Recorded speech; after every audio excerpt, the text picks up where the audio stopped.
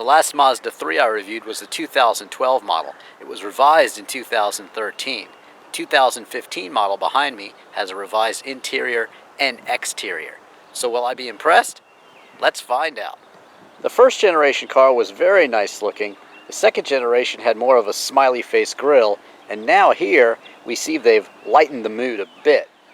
It's not as smiley anymore, but I think it looks better all around. It's a really nice flowing shape.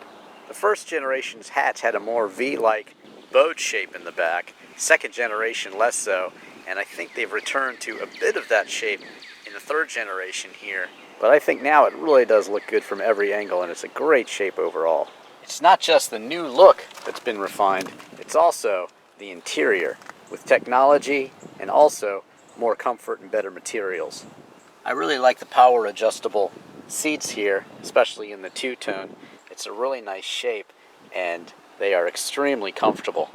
A bit of a curious shape here to dodge the cup holders with the armrest, but you open it up, and you do have some storage here, a tray that you can remove, and then of course hook up for your two USB inputs. I like that. Some deeper storage here, and also a charger as well, plus an SD slot. Moving forward, you get two cup holders and a real handbrake too. Here you have the controls for your infotainment screen and menus. Your volume control knob is located here, and you can even press to mute, but it takes some getting used to, of course, because it's not actually on the infotainment screen or the dash here. Less quirky is the dual zone climate control, very straightforward and easy to use. You even get heated seats too. The infotainment screen can be controlled via touch as well, or of course you can use these controls down at the bottom to go ahead and scroll through, or to use the navigation as well. The 6-speed shifter is very smooth, easy to control. Of course the throws aren't quite as short as those in the Miata, but it does have a nice snicky feel to it.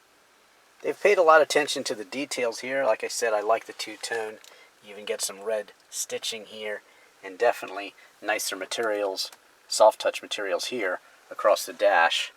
The steering wheel also has that familiar Mazda feel, which is a good thing. You can control your radio, channel, and also volume here, Bluetooth down here, and on the right side, your cruise control.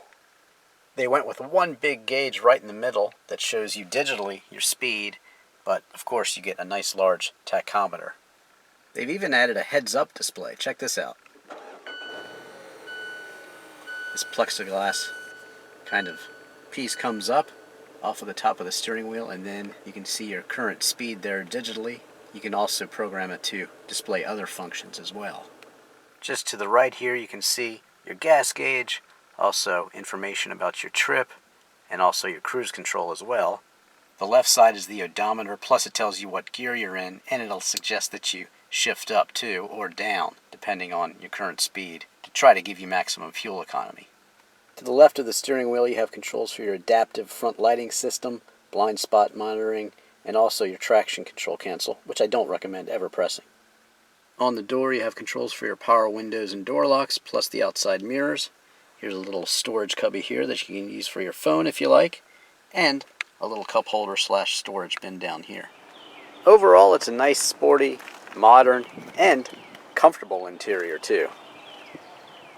Out back you get seating for up to 3 across, and a pull down armrest with 2 cup holders.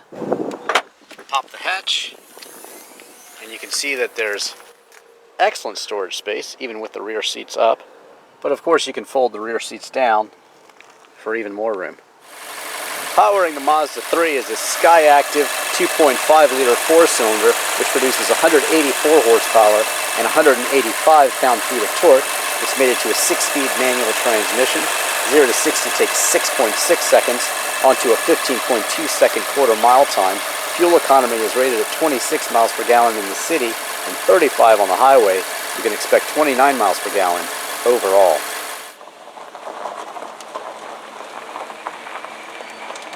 My test car, which is the Mazda 3S Grand Touring, starts out at $25,545. Now, since it's the Grand Touring package, it does come with a lot of options. You get navigation in Sirius XM, You also get heated seats, rear view camera, and the heads-up display as well. Options include the $1,760 appearance package with front air dam, door mirror caps, and rear hatch spoiler. Other options include the $125 scuff plate, the $100 rear bumper guard, and the $70 cargo mats. So with all that, you're out the dealer door at $28,385. Competition is of course fierce in the hot hatch market. You have the Kia Forte, Hyundai Elantra. The Mini Cooper is also a comparable car, although it is a bit quirky. I guess the Mazda 3 is a bit more mainstream and certainly does everything that the Mini Cooper does as well. You also have the Volkswagen Golf, of course,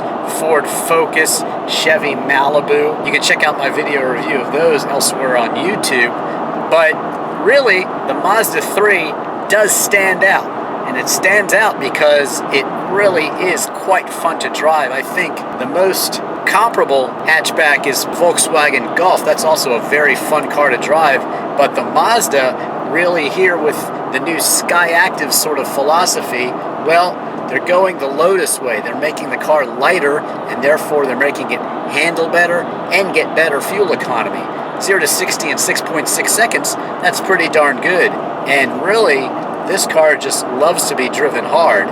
This particular Grand Touring model has, of course, the 6-speed manual transmission, and it just begs to be revved. It's really fun to drive. It definitely feels like you can place it on a dime, and it's really quite enjoyable. And besides that, I think it has a pretty cool shape too. I really like the first edition Mazda 3, but this one really has taken it back into a shape that really stands out on the road, and I certainly like that in an automobile.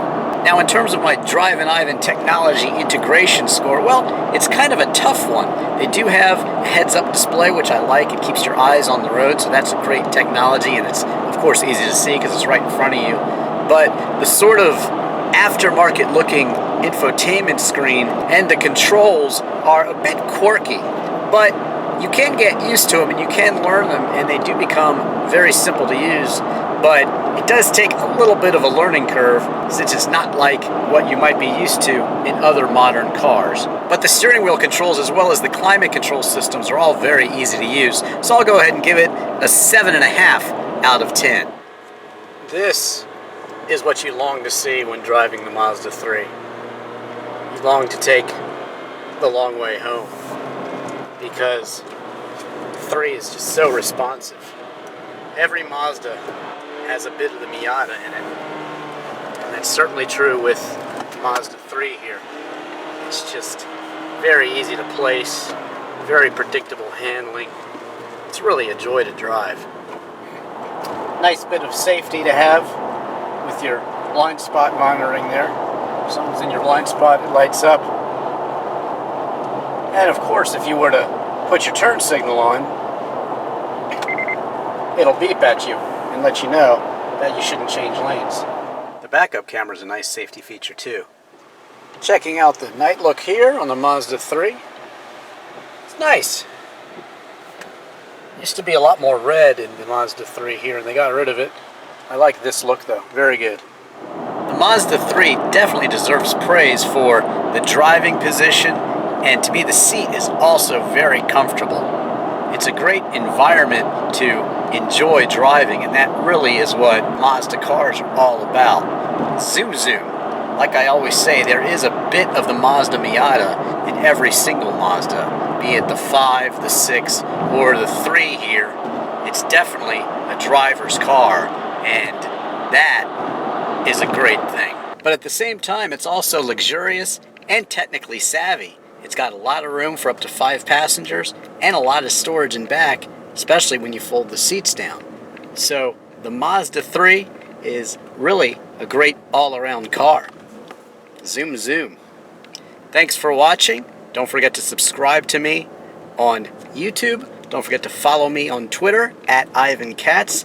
And hey, why not even check out my CD on iTunes? I'm Drivin Ivan Katz.